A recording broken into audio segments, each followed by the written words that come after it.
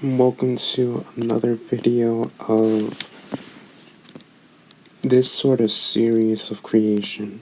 So basically, I am J-Lobster, host of this channel, and have been a creator for nearly half a decade. So I think I'm qualified to at least give some tips on how to create characters, how to correctly, there's no correct way to do it, but how to make characters as a whole. I feel like I'm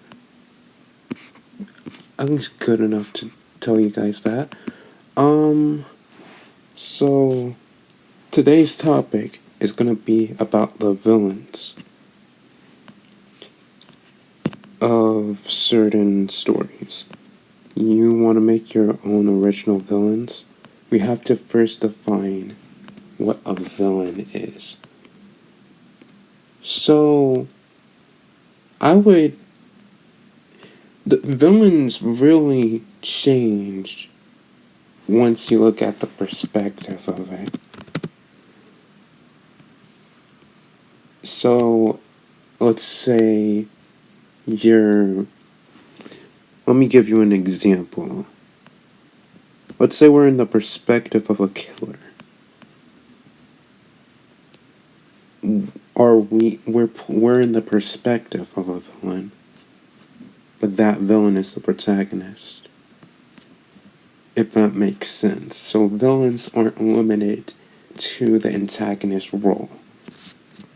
It really depends on perspective, why they do it, though. It depends on a lot of factors. It's just the most nefarious character. But every character is a villain in a way, or in a certain person's perspective. It really depends on which perspective you are in and who's like a villain of that perspective. Maybe you are the villain. So, and there's so many different types of villains. First there's like the common villain, like the criminal, the scoundrel, the evil, or there's just the plain primary evil with no, just diabolically, nefarious and malicious. Then there's a person that's blamed as a villain, or that acts like the villain but isn't. So the point is, there's so many different types of villains. And to make a villain really depends on what story you're trying to tell. A good villain challenges the hero, or they challenge the protagonist well. They challenge the protagonist well with their ideas and their themes. They usually have some certain abilities, powers. If we're in a sort of fantasy, sci-fi, supernatural world, then superpowers or abilities are very good things to have in a villain. But remember not to keep it. Most stories, you don't want to have either side be very powerful or not be powerful. You sometimes can get away with it if you really, like, a good writer can work with anything. But we're just gonna try and stick to the specifics, okay? So it really depends on who's the protagonist here. So we got this character, Exhibit A. They can do whatever they want. They're like a god that has this, they have this sort of app, right? That turns them into a god on their phone. So this sort of villain is very corrupted. It's a corrupted villain. They slowly get worse over time. It's like a disease. Their evil is like a disease, where it only just gets worse and worse. There's stages to it. So, she goes to, the lengths of what she's willing to do only gets higher and higher. Like, she once killed 3 kids to have this power because she's so addicted to it. To these sort of villains, these corrupted villains, evil is similar to an addiction. Let me see if I can find a different villain. Then there's like the villains that believe are doing, the villains that have a good cause. Let's say, okay, so Exhibit B, we have this businesswoman that hires people to kill famous murderers and is the captain of his team. So she treats this as a game, and she has this sort of, she doesn't have a code. Like, she does this, she kills murderers, alright? But that could be interpreted good in someone else's perspective. In hers, it is good. But she's putting others' lives on the line just to do that, just to get rid of others. So there's this sort of grayish area where they're not exactly good and they're not exactly bad. Well, they're not exactly pure evil, they're not exactly pure good. They're somewhere in between. That's what the gray area is. And then there's characters like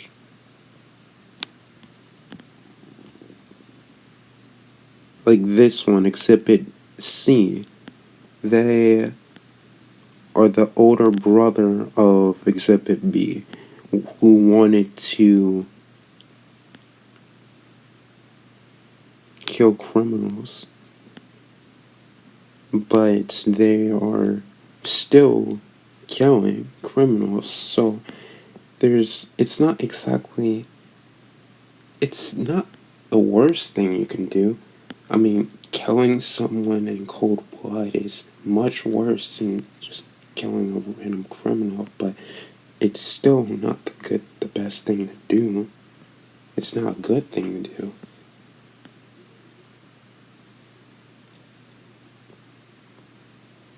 And it's not exactly justice. Well, it could be determined. There's so many ways you can determine a villain, right? I'm just giving you exhibits. So we have the villain that's just doing their job, marksman, if you will, like a person for hire. Then we have a villain that's willing to do whatever it takes to get rid of other evils that she determines needs to be put to justice by her hand. Then we have the corrupted villain who slowly gets worse over time. So, with that being said, all of that in the same universe, by the way, there's so many different ways to alter the villain formula.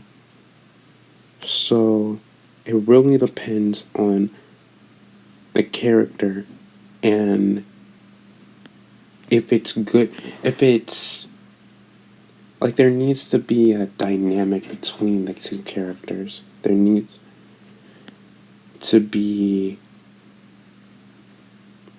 a theme between the two characters, a connection between the two characters.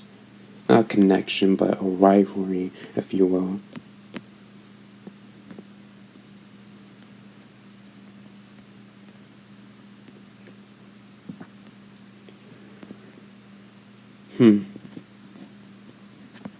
I think that's it.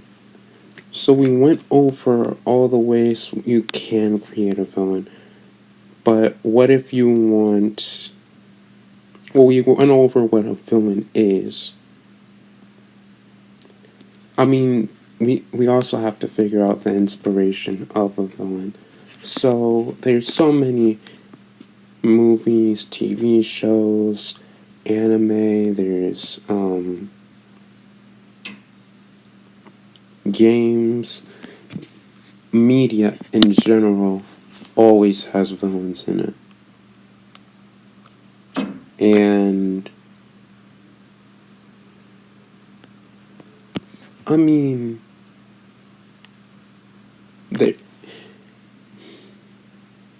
you can get inspiration from many different things, many different characters, an idea even. Like, there's nothing's off the table when it comes to inspiration. There's not many things that are off the table when it comes to inspiration.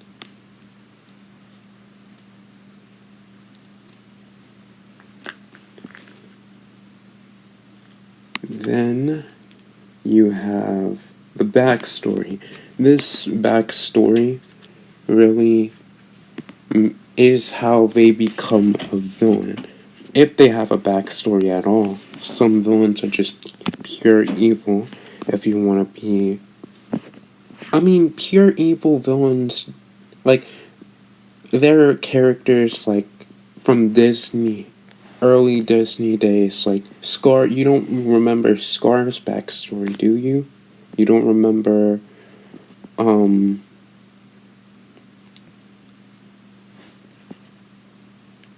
the Joker's? Well, that's an iffy subject because there's so many interpretations of the Joker, but originally, I don't think there was a big...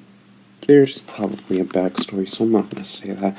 But some versions of the Joker don't have a backstory. He's pure evil, alright? He's the comic version of Adolf Hitler.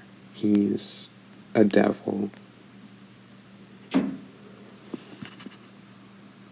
So...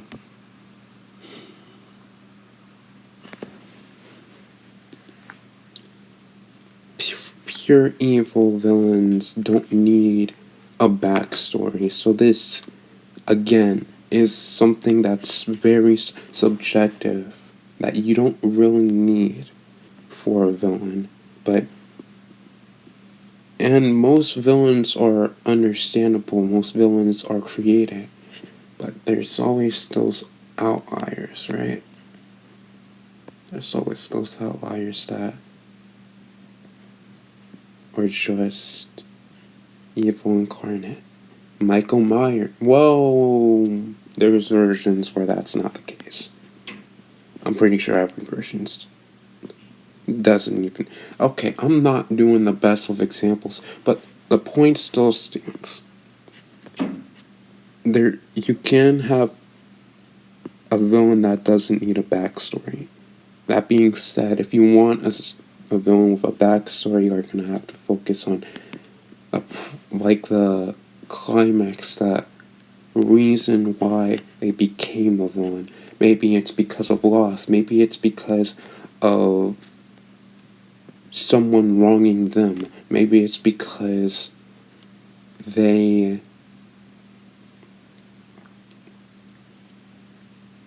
don't have a reason to be good anymore. Maybe it's because of curiosity that turned to villainy. Maybe it's because of lust. And I mean lust for anything. Lustful doesn't automatically mean certain uncomfortable subjects. It could be lustful for power, lustful for someone. All that being considered, there could be a villain could be a villain for anything. Really. All that's stopping you is your imagination. A good villain isn't that good without a personality or traits, are they?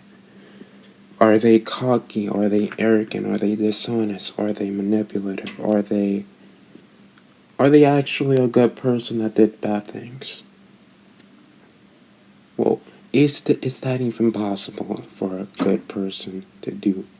Well, yeah, it is possible. Yeah, that was a bad question. But you get to explore these topics. Don't waste it. Are they smart? Are they dumb? Are they strong? Are they weak? Mentally, physically, emotionally. We're talking about personality traits and whatnot.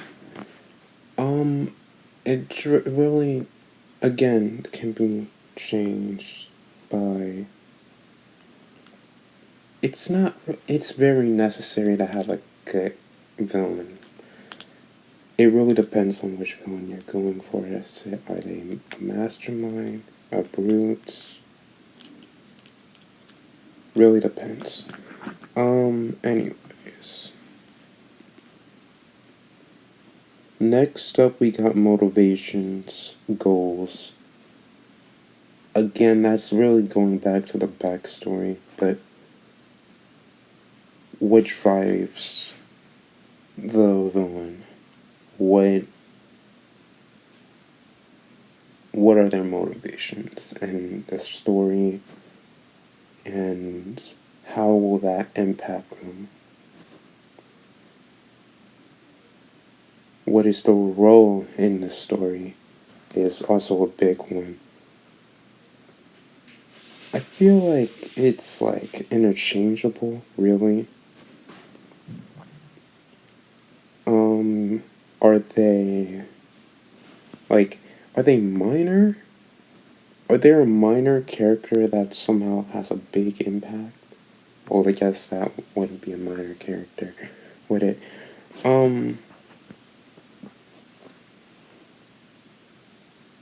Like, what role do they have within the story?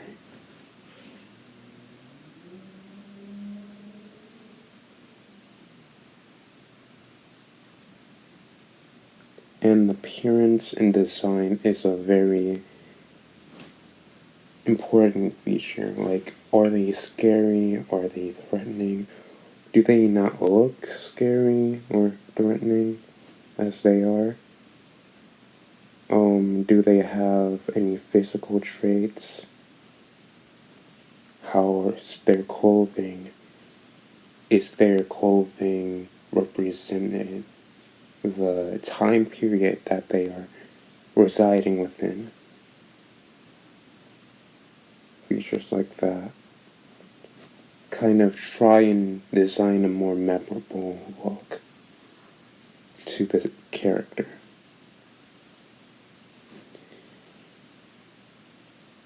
So that's gonna be it, you guys. We role of the story, goal and motivations. You also need abilities and skills, appearance and design, personality, traits. You can have a backstory. Then that's a pretty good character, in my opinion. So I'm gonna wrap this up, and next time, we're gonna make a character together. Next week, we're gonna make a character together, and to really drive home we're gonna make 4 characters, one each video, to drive home we're gonna drive home how to make a character, all of their different roles and whatnot. And yeah, that's it. I'll see you guys later. Bye.